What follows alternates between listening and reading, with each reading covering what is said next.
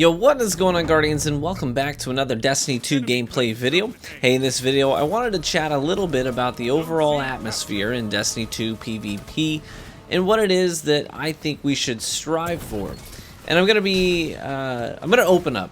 I'll say this. I'm gonna open up with a statement that is sort of the underlying truth of what I want to continue to nod back to throughout this whole video. And that statement is this: the more seriously you take Destiny, the worse it becomes. And this is applicable in a number of ways. And let me be clear here that I'm referring to PvP. I still firmly believe that Destiny should continue to elevate its game when it comes to PvE. Let's go deeper into the RPG MMO identity. Let's make it approachable to get into, and then give it incredible depth if you want to master it and take on the endgame activities that are designed to challenge you. Heck yeah, I want the devs to go deeper down that rabbit hole and find awesome ways of making the PvE experience in Destiny one of the greatest PvE experiences in gaming today. Make hobby gamers find a genuine challenge and lots of endgame potential. But when it comes to PvP activities, I want the devs to lean hard into the idea that Destiny 2 PvP should be fun and exciting and approachable above all other things. But, and I know I'm gonna be opening myself up to some serious criticism here, but Bungie can't afford to prioritize the voices of the sweat community over the voices of the common gamers just trying to love this game. I think the sweat community has a lot to offer, and their insights into the inner workings of the game are very, very helpful. But there are also, I'll say this, these are also the same people that this past week decided to sabotage a fun little tournament for the girls in the Destiny 2 PvP community. Yeah, there were literally some guys in the sweat community that changed their Twitter profiles and everything to say that they suddenly were trans or identified as women, and then claimed that they were being discriminated against because this fun little tournament wouldn't allow them to participate. They literally memed the trans community and disrespected their very real struggles and pain, all for the sake of sabotaging an event that excluded them. Meanwhile, genuine minority communities are being bullied and overlooked, but the sweat community continues to complain about not being taken seriously by the developers.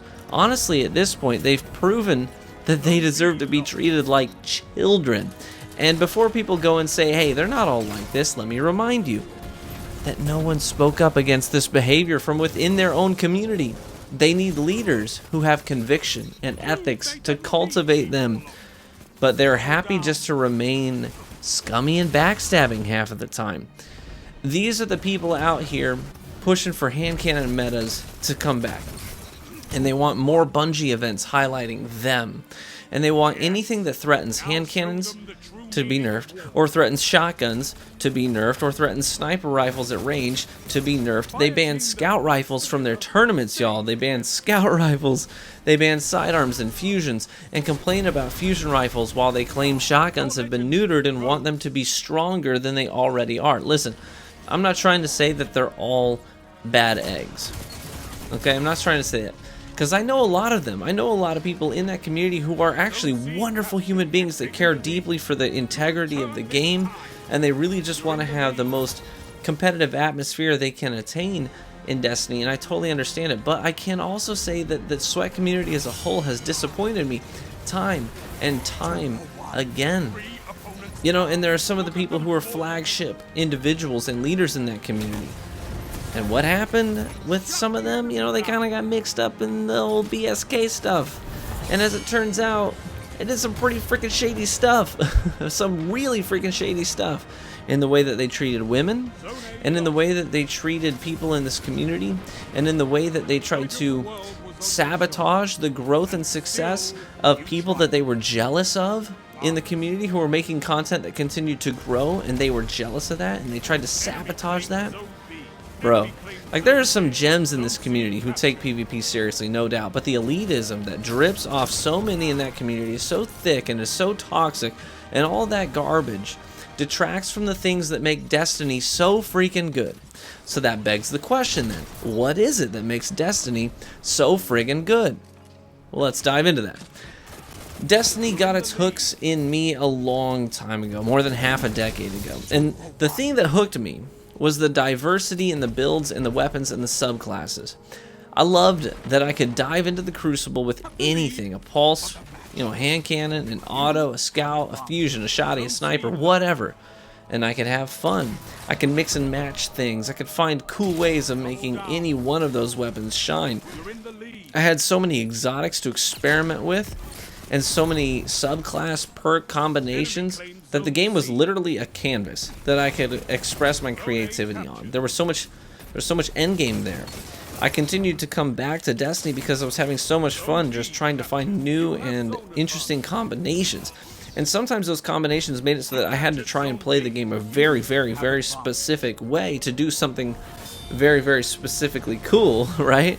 But when I pulled it off, sometimes it took 2-3 matches in order to make all the synergy line up for that one play, that one moment where all the stars aligned and like 6 different things in my build all came together to make me do something really freaking cool. And it was worth it. It was worth the 3 games it took me to get that one moment, that one play, to express my creativity and see something come into fruition. A thought that I had in my imagination was something I could suddenly see. And that was so cool, I'd clip it, I'd celebrate it, I'd post it on the forums before I was ever making Destiny content, on YouTube or Twitch or whatever. Just post on the forums, people would be like, yo, that's really freaking cool, man. I loved that, and that is the thing that really drew me to this game. You could create a way to play the game that was fun for you and lean heavily into it. You could become a legend. But that very idea goes contrary to an elitist approach to the game, an approach that says, no, there are certain things that are allowed to compete and be strong, and certain things that are not allowed to compete and be strong. And it is contrary to the idea that good players are the only ones who are allowed to put up impressive numbers and do impressive things in PvP. But in my opinion, Destiny was, and again will be, at its absolute best when any player has the potential to do really cool stuff and make cool plays and experiment with any combination that they want. Now, part of that comes down to sandbox balancing, and part of that comes down to the matchmaking and lobby balancing processes as well. And that's why I've been outspoken about those things a lot lately too. We need to have a sandbox that doesn't alienate entire archetypes so severely. And we need a matchmaking and lobby balancing process that doesn't consistently punish any one type of player. I mean, sure, you're going to win some and you're going to lose some. You're going to stomp sometimes and you're going to get stomped sometimes. But you shouldn't constantly, right, be put in situations where you're up against a team you have no hope of competing with. At the end of the day, Destiny will be the best it possibly can be when the overwhelming majority of players know that they can dive into the Crucible with their favorite stuff and just have fun. This is not an esport game. It was never designed to be an esport game. It can have a competitive side to it that is really fun and exciting. But this game is a game that was designed to give you power fantasy and present you with a ton of options for how you can play the game based on your own preferences. And that's what makes Destiny so friggin' good. Now, if you're interested, I actually talk quite a bit about matchmaking, lobby balancing, and protecting the casual player, even bad players, in the latest episode of our podcast, Real Gamer Hour. Me, MTashed, and Cacus HD have a show that we record live where we tackle what's going on in the gaming community, not just Destiny. We talk about a bunch of stuff, including the console wars, tech developments, and even drama, right, when it's relevant. And we don't really shy away from anything. So you can find a link to our YouTube channel in the description. We record live on Wednesday nights and upload the full episode immediately after.